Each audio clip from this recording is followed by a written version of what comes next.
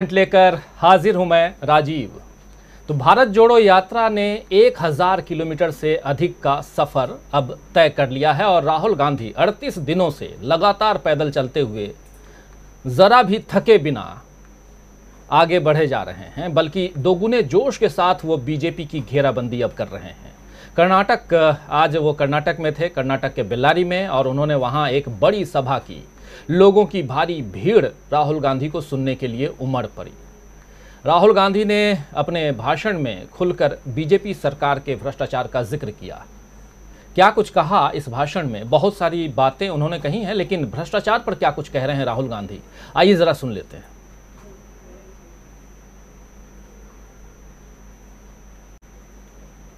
अच्छा, कर्नाटक में अगर आपको पुलिस का सब इंस्पेक्टर बनना है तो आप 80 लाख रुपए देकर बन सकते हो। पैसा है तो कर्नाटक में आप सरकारी नौकरी खरीद सकते हो। पैसा नहीं है तो जिंदगी भर बेरोजगार रहो। कोऑपरेटिव बैंक्स में स्कैम, असिस्टेंट प्रोफेसर की नौकरियों के लिए स्कैम। इसीलिए कर्नाटक की सरकार को 40% की सरकार नाम दिया गया है। जो भी करवाना है 40% कमीशन देके करवाया जा सकता है। तो यात्रा बेरोजगारी का मुद्दा उठाने के लिए भी हमने की है।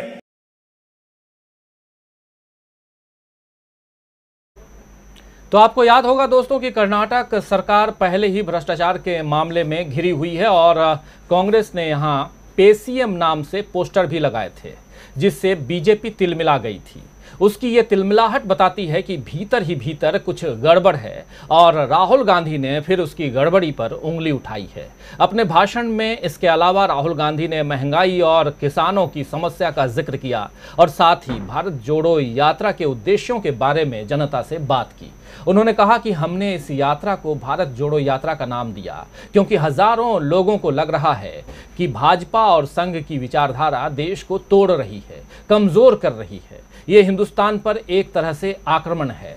जब भी यात्रा में थकान होती है तब कोई न कोई दौड़ता हुआ आता है और मदद करके चला जाता है। आइए जरा सुन लेते हैं क्या कुछ कह रहे हैं राहुल गांधी इस मसले पर।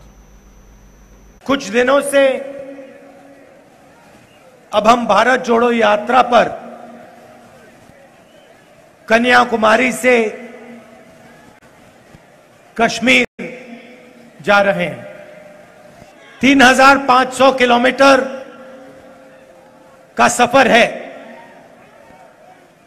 शुरुआत कन्याकुमारी में की, उसके बाद केरला और अब कर्नाटक। शुरुआत में हम सब ने सोचा था, मैंने भी सोचा था कि 3500 किलोमीटर चलना आसान बात नहीं। मगर जब हमने चलना शुरू किया, पहले दिन, दूसरे दिन, 5वें दिन चलना काफी आसान लगने लगा। ऐसे लग रहा था कि कोई ना कोई शक्ति पीछे से पूरी यात्रा को आगे की ओर धकेल रही है। जब भी यात्रा में थकान होती है तो कोई ना कोई दौड़ता हुआ आता है, मदद करके चला जाता है। कभी छोटा सा बच्चा कुछ कह देगा, कभी कोई विकलांग व्यक्ति आके कुछ कह देगा, कभी एक बुजुर्ग व्यक्ति आके कुछ कह देगा। उन शब्दों से मदद मिल जाती है। और देखिए, ये पहली बार पब्लिक मीटिंग में बकरी आई है। भैया उसको तंग मत करो। ये यात्रा हमने क्यों शुरू की, इसका क्या मतलब है, इसका क्या लक्ष्य है, और ये जो हमें हर रोज मदद मिल रही है ये क्यों मिल रही है, और ये जो शक्ति हमें मदद कर रही है ये किन लोगों की शक्ति है, और ये शक्ति हमें क्यों मदद कर रही है। हमने इस यात्रा को नाम भारत जोड़ो यात्रा दिया। क्योंकि हमें लगा और करोड़ों लोगों को लग रहा है कि बीजेपी आरएसएस की विचारधारा, नफरत की विचारधारा, हिंसा की विचारधारा देश को बांट रही है, देश को कमजोर कर रही है। हिंदुस्तान पर यह एक प्रकार का आक्रमण है। यह देशभक्ति नहीं है, यह देश के खिलाफ काम किया जा रहा है। आप देखिए, एक महीने से हम यात्रा में चल रहे हैं। अलग अलग धर्म के लोग, अलग जात के लोग, बुजुर्ग लोग, युवा, बच्चे सब एक साथ मिलकर प्यार से चल रहे हैं। यात्रा में आपको नफरत नहीं दिखाई देगी। तो यात्रा में आपको नफरत नहीं दिखाएगी। साथ ही एक बकरी इस यात्रा में, और इस जहां जिस मंच से भाषण दे रहे थे राहुल गांधी, वहीं पर सुनने के लिए बहुत लोग इकट्ठा थे। बकरी भी आ गई और राहुल गांधी ने कहा कि पहली बार यात्रा में बकरी भी आई है, उसे तंग मत करो। खैर, लेकिन दूसरी तरफ जिस आक्रामक अंदाज में राहुल गांधी जो कुछ कह रहे हैं, वो बीजेपी की धकधकी जो है, धुकधुकी कह सकते हैं, बढ़ा रही है। राहुल गांधी ने साफ ऐलान कर दिया है कि बीजेपी की विचारधारा देश को तोड़ रही है और ये हिंदुस्तान पर आक्रमण है। इस आक्रमण के खिलाफ वो भारत जोड़ो यात्रा निकाल रहे हैं, जिसे समाज के हर तबके का साथ मिल रहा है। और दूसरी तरफ एक दूसरी तस्वीर है दोस्तों, बीजेपी ने गुजरात चुनाव से पहले, आपको याद ही है कि गौरव यात्रा की शुरुआत की है। एक नहीं, 5-5 गौरव यात्रा। हालांकि गौरव यात्रा राहुल गांधी की ये जो भारत जोड़ो यात्रा है वैसी नहीं है। भारत जोड़ो यात्रा में लोग पैदल चल रहे हैं, लेकिन गौरव यात्रा में जो यात्री हैं वो रथों पर सवार हैं, राजा महाराजा और राजकुमार जैसे रहते हैं वैसे, वो वाली यात्रा है ये गौरव यात्रा। बीजेपी को उम्मीद थी कि इस यात्रा से वो लोगों को जोड़ पाएगी और इस तरह अपने लिए बहुमत का जुगाड़ कर लेगी। गुजरात की बात कर रहा हूं, लेकिन खबरें आ रही हैं कि गुजरात में जगह जगह पर उसकी इस गौरव यात्रा का विरोध हो रहा है।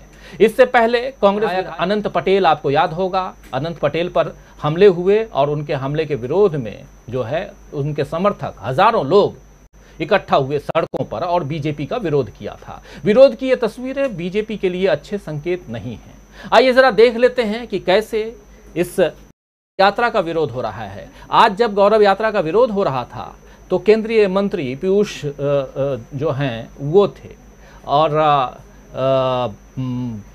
फाइनली उस यात्रा को आगे बढ़ने में बहुत तकलीफ हुई। आइए देख लेते हैं, उस विजुअल्स को थोड़ा दिखाते हैं। ये जो राइट साइड में आप देख रहे हैं, फुल स्क्रीन ले आइए। पीयूष गोयल जी,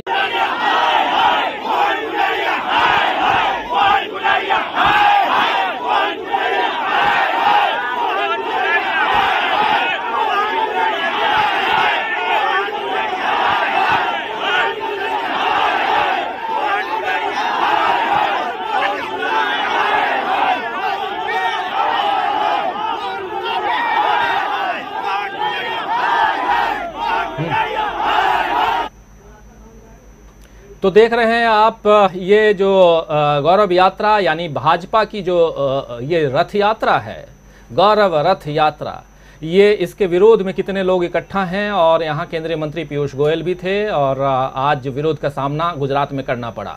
तो दो तस्वीरें आपके सामने हैं, एक राहुल गांधी की यात्रा, पद यात्रा जिसमें राहुल गांधी चल रहे हैं, और दूसरी भाजपा की ये गौरव यात्रा। तो हम देख रहे हैं कि देश की दो प्रमुख पार्टियां इस वक्त दो तरह की यात्राएं निकाल रही हैं। एक विपक्ष में है और लेकिन उसकी यात्रा को जनता का साथ मिल रहा है, और दूसरी तरफ सत्ताधारी जो पक्ष है वो भी अपनी यात्रा निकाल रही है, लेकिन उसके खिलाफ जनता खड़ी दिखाई दे रही है।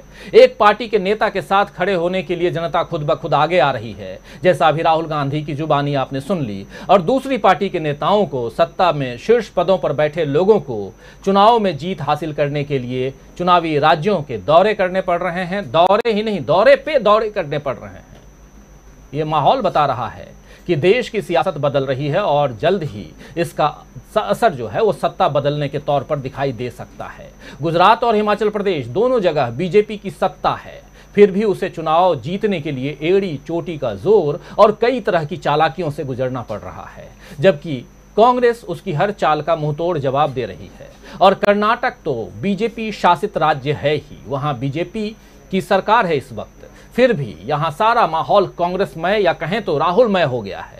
तो दोस्तों आज इसी पर चर्चा करेंगे कि क्या देश में बदलाव का आगाज हो चुका है, क्या राहुल गांधी की ललकार से बीजेपी हो गई है पस्त या परेशान कह लें।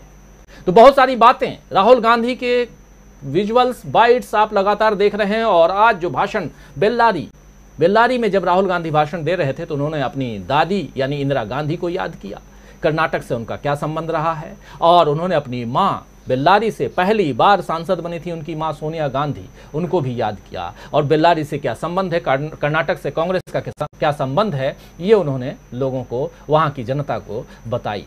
लेकिन साथ साथ लगातार घेर रहे हैं राहुल गांधी। और 80 लाख रुपए हैं अगर आपके पास तो आप नौकरी पा सकते हैं, पैसे नहीं हैं तो आप पूरी जिंदगी बेरोजगार रह जाएंगे, नौकरी की चिंता या नौकरी की बात भी आप मत करिए। ये तमाम बातें राहुल गांधी कहते हुए सीधा का सीधा हमलावर थे कर्नाटक की बीजेपी सरकार पर। और बीजेपी आरएसएस की जब वो बात करते हैं तो सत्तारूढ़ जो दिल्ली में भाजपा है यानी मोदी सरकार पर भी वो जबरदस्त हमलावर रहते हैं।